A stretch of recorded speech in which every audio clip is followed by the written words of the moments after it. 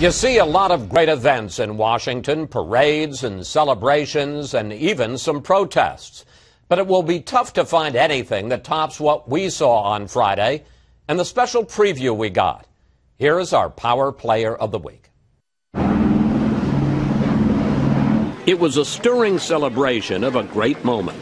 A flyover down the National Mall, marking the 70th anniversary of VE Day, when the Allies saved Europe from the Nazis. Victory was a collaborative effort, a triumph that the entire country could be proud of.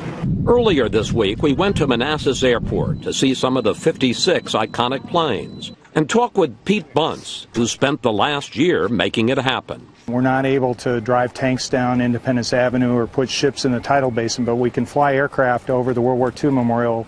Bunce and his team had planned a formation that would follow the course of the war. We start with Pearl Harbor, and then we go to the Doolittle Raid, then Midway, Guadalcanal. We'll end up with the victory over Japan in the iconic B-29 bomber, the only one flying today. Do you fully expect this to be goosebump material?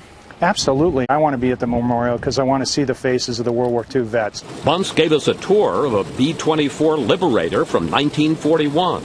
The long-range bomber Louis Zamperini flew in, as seen in the movie Unbroken. A lot of ocean. A lot of ocean. Inbound 3 o'clock.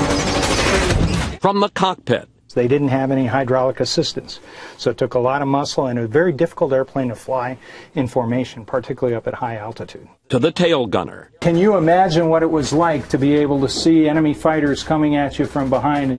Then it was time to fly. The B-24, known as the flying boxcar, lumbered into the air.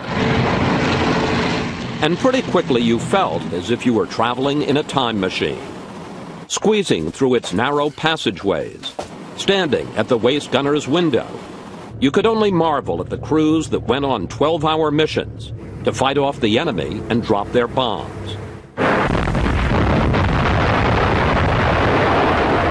The Allies won control of the sky, and the air assaults were devastating. And that's the way it played out Friday. The historic planes flew down the National Mall, telling their story of how the war was fought and won. At the World War II Memorial, veterans, most now in their 90s, looked skyward and remembered.